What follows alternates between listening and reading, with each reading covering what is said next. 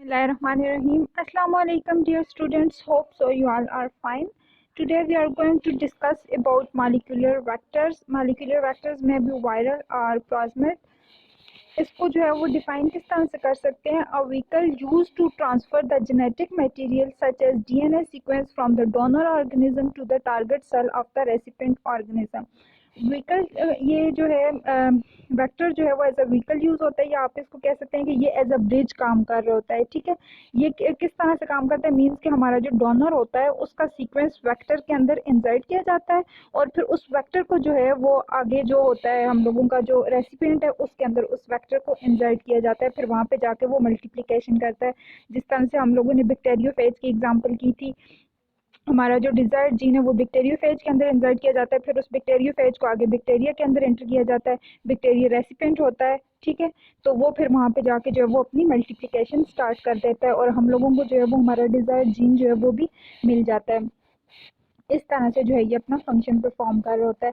इसके अलावा ये बैक्टीरियोफेज आ गया, इसके अलावा प्लाज्मिड जो है वो भी यूज होता है एज अ वेक्टर।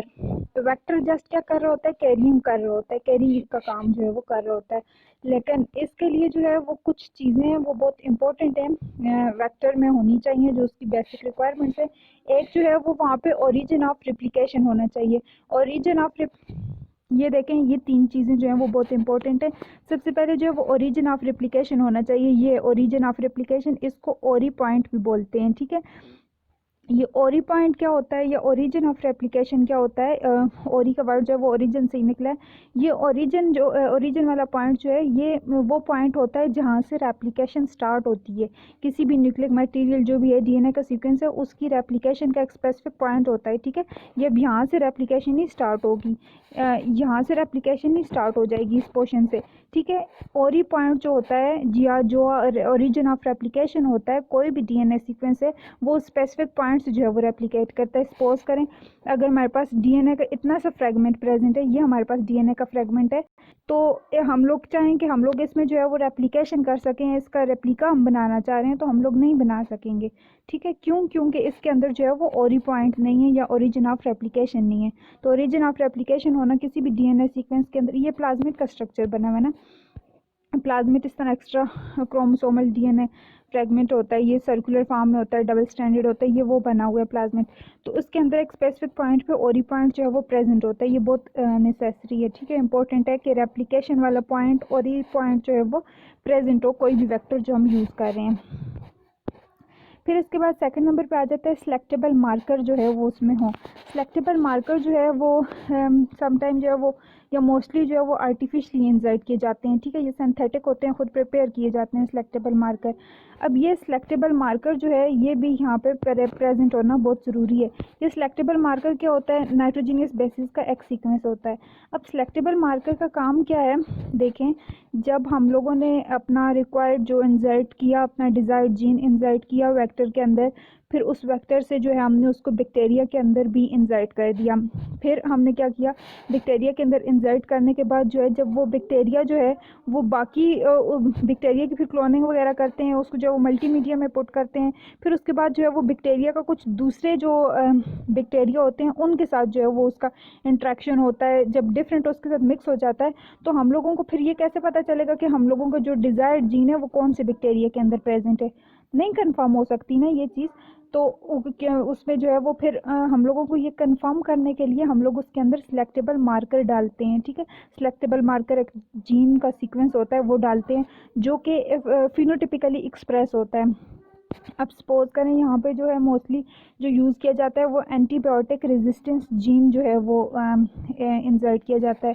ठीक है, ये ग्रीन उससे जो लिखा हुआ है एंटीबायोटिक रेजिस्टेंस जीन जो है इसको as a selectable marker use किया जाता है। अब एंटीबायोटिक रेजिस्टेंस जीन जो है वो जब उसके अंदर प्रेजेंट होगा, ये देखें, तो इसको कोई भी एंटीबायोटिक दी जाएंगी, ये टी जो है ये टेट्रासाइक्लिन को शो कर रहा है और ये एएमपी जो है ये एम्पेसिलिन को जो है वो शो कर रहा है। ठीक है, तो उसमें फिर हम लोग कोई भी जो है वो उसको एंटीबायोटिक्स देंगे तो वो उस पर अफेक्ट नहीं कर रही होंगी। ठीक है, क्योंकि वहाँ पे जो है वो ऑलरेडी क्या है? एंटीबायोटिक रेजिस्टेंस जीन प्रेजेंट है। जो हमारा डिजायर्ड वाला जो जीन था ठीक है, जो हमारा डिजायर्ड वाला जीन जिस बैक्टीरिया के अंदर एंटर किया है, वहाँ पे अगर हम लोग ये इस टाइप की कोई एंटीबायोटिक्स देते हैं तो वहाँ पे जो है वो already antibiotic resistance gene present है, तो वो एंटीबायोटिक उस पर अफेक्ट नहीं करेंगी। तो इससे हम लोगों को पता चल जाएगा कि ये जो है ये वाला वो बैक्टीरिया है जिसके अंदर हमने अपना डिजायर्ड जीन डाला था। ठीक है, फिर इसके बाद एक तीसरी चीज़ जो है वो मल्टीपल क्लोनिंग साइट जो है वो रिक्वायर होती है। ठीक है, मल्टीपल क्लोनिंग साइट वो होती है जहाँ पे जो है वो रिस्ट्रिक्शन एंजाइम जो है वो प्रेजेंट होते हैं। Allow the इंजर्शन of foreign DNA को जहाँ से हम लोग इंटर करते हैं, वो फिर एंडोन्यूक्लियासेस यूज़ करके ना उसको कट करके हम फॉरेन डीएनए वहाँ से इंटर कर सकते हैं, वो वाली मल्टीपल क्लोनिंग साइट्स होती हैं। ये देखें, ये मल्टीपल क्लोनिंग साइट, इनको पॉली लिंकर भी बोलते हैं। ठीक है, यहाँ पे मैनी एंडोन्यूक्लियासेस जो है वो प्रेजेंट होते हैं। अब ये देखेंगे यहाँ पे ये 3 साइड जो है वो दी हुई हैं। सबसे पहले ओरिजिन ऑफ रेप्लिकेशन, मींस के जहाँ से रेप्लिकेशन स्टार्ट होकर उसकी कॉपी बननी है, आगे जो उसको 2 में स्प्लिट होना है, वो वाला पॉइंट होना बहुत ज़रूरी होता है।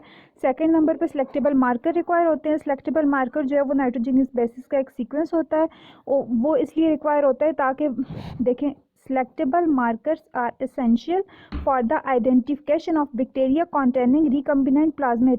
हमने कौन सी बैक्टीरिया के अंदर अपना रिकम्बिनेंट मीन्स के चेंज किया हुआ प्लाज्मिड डाला था, उसकी आइडेंटिफिकेशन। अब ये देखें, ये बीकर टाइप बना हुआ है, इसमें जो है वो एंडोन्यूक्लियासेस लाइगेजेस उन्होंने एक्ट किया।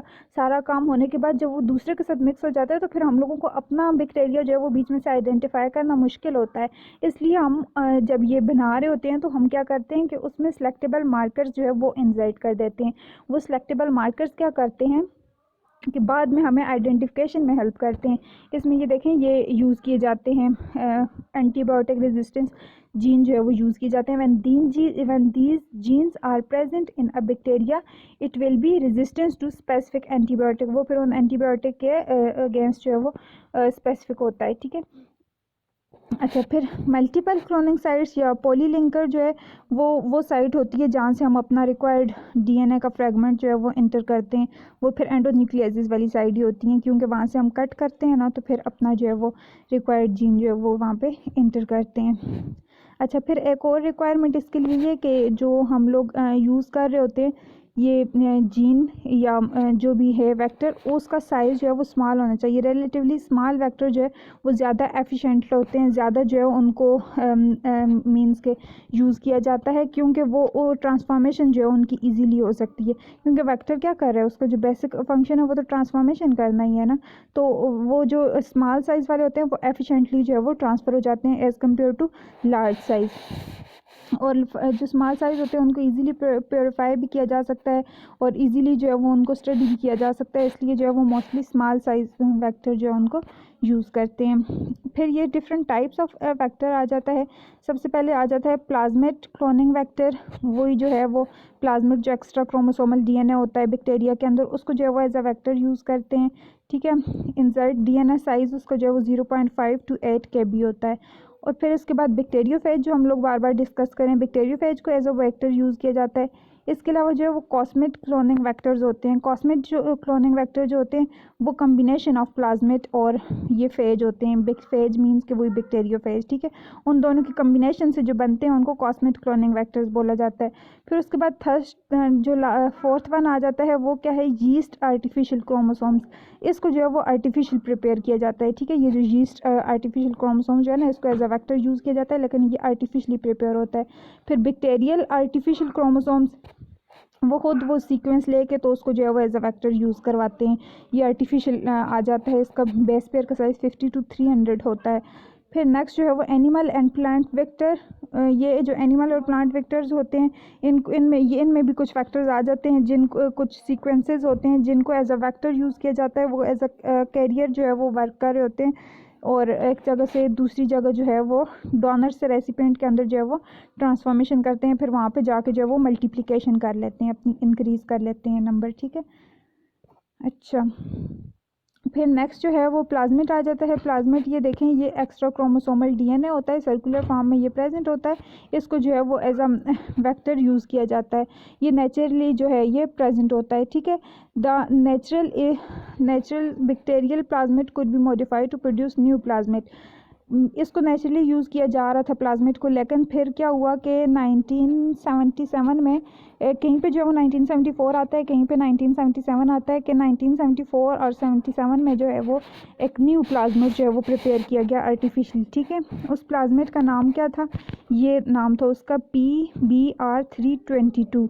अब ये इसको जो है वो एज अ प्लाज्मिड यूज़ किया गया। इसके अंदर जो भी उसकी रिक्वायरमेंट थी वो सारी की सारी रिक्वायरमेंट जो है वो इसके अंदर प्रेजेंट थी, जो कि हम लोगों ने अभी डिस्कस की है कि ओरी पॉइंट भी हो, मल्टीपल क्लोनिंग साइट भी हो उसके अंदर, और ये सारी चीज़ें प्रेजेंट हो, तो वो इसके अंदर जो है वो प्रेजेंट थी। ठीक है, अब इसका नॉमेनक्लेचर देखेंगे, इसको ये नाम किस वजह से दिया गया है। पी जो है वो किसको शो कर रहा है? प्लाज्मिड को शो कर रहा है। और बी किसको शो कर रहा है? बुलिवर को शो कर रहा है।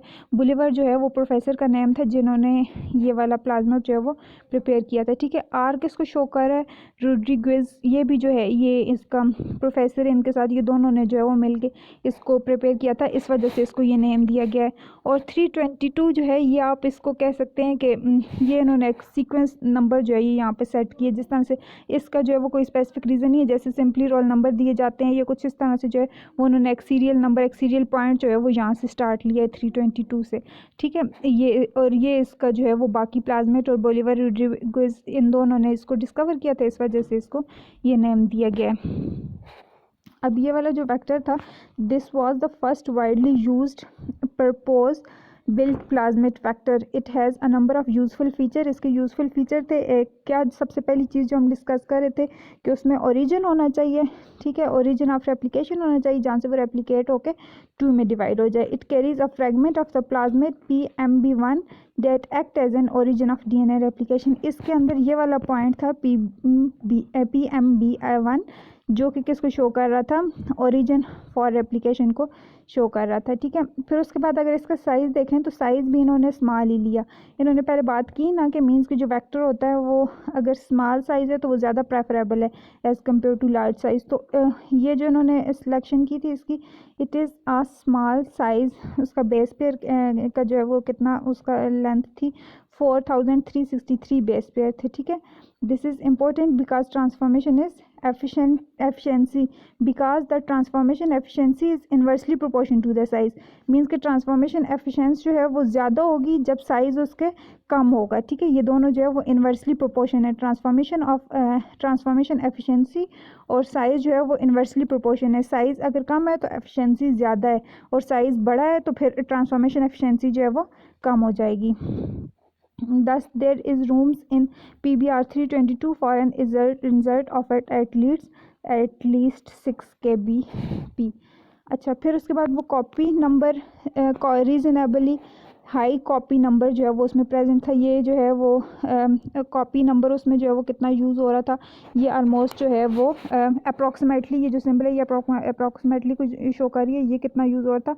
15 कॉपीज़ जो है वो पर सेल यूज़ हो सकती थी इसकी। ठीक है, फिर नेक्स्ट जो आ जाता है वो सिलेक्टेबल मार्कर्स आ जाते हैं। सिलेक्टेबल मार्कर्स वही जो हम लोगों ने एंटीबायोटिक की बात की है वो भी इसके अंदर प्रेजेंट थी। ये अब सारी चीज़ें इस जो वेक्टर प्रिपेयर किया गया है इसके अंदर जो प्रेजेंट है उनकी बात हो रही है।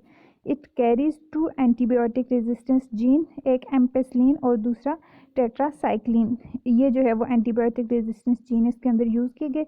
फिर नेक्स्ट जो है वो क्लोनिंग साइट्स की बात हो रही है। क्लोनिंग साइट्स जो है वो वही मल्टीपल क्लोनिंग साइट्स है जिसको पॉलीलिंकर भी बोलते हैं, वो भी जो है वो इसके अंदर प्रेजेंट थी। ठीक है, it carries a number of unique restriction site. Some of these are located in one of the antibiotic resistance gene. उसमें जो है ये साइट की ये एग्जांपल्स दी हुई हैं कि कौन कौन सी साइट प्रेजेंट थी।